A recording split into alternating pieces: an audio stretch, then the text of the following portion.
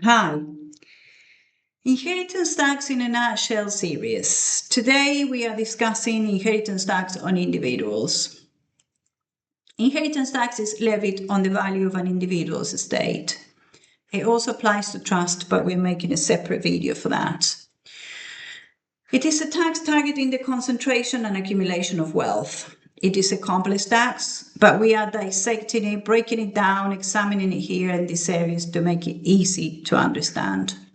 It remains dormant until an event triggers the tax and the concurrent payment. Death is one of these events, but it is also at stake on lifetime transfers of property and monies.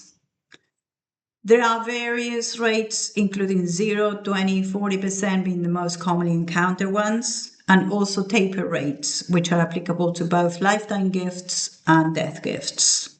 With judicious planning, the tax can be mitigated or avoided altogether.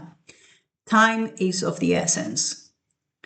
There is a nil rate band, which is currently worth £325,000, and the rate is 0.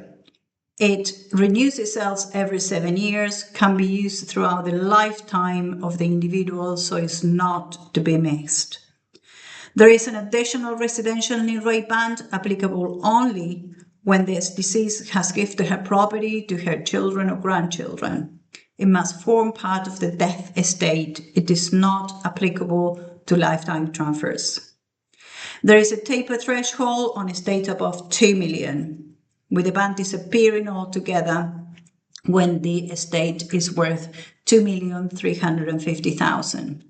So when we are encountering couples with a combined estates of nearly 2 million, planning is essential. Inheritance tax exemption applies in certain circumstances, encouraging gifting between certain individuals and entities. We're discussing two of these here.